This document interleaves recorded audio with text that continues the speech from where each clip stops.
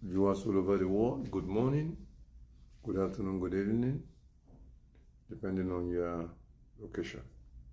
I just want to let you know that the Lord is good and is good to you. The Lord has prepared a table before you in the presence of your enemy. Whatever that is your heart desire, God said I should tell you that the September you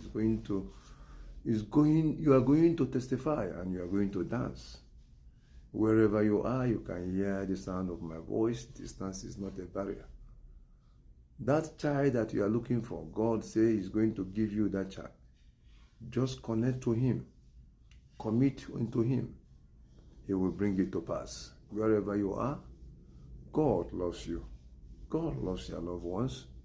He will never leave you or forsake you. You are all over the world. I want to encourage you today that whatever you are doing, God knows about it. It's time to favor you. The time has come. He loves you. He cares for you.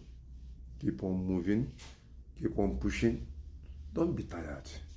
Don't be tired. Don't be tired. God, who started a good work in you, will perfect it. In the book of Philippians. People of God, viewers all over the world, God said that sickness you have, that is going now. As you can hear my voice, that this September, this sickness, it will disappear. You will never see the trace anymore. People of God, I am praying for you. My name is Prophet Evaristus. I will keep on praying for you because He said He will always be with you till the end of the world. And He said in the book of Psalm 91 verse 11, I will give my angels in charge over thee to keep in all their ways. People of God, God loves you. He loves your loved ones. He loves your family. Keep on moving. Don't be tired. Don't be tired. Don't be tired. Keep on pushing. Keep on pushing. He said to Joshua in the book of Joshua chapter 1 verse 9, be strong. Be courageous.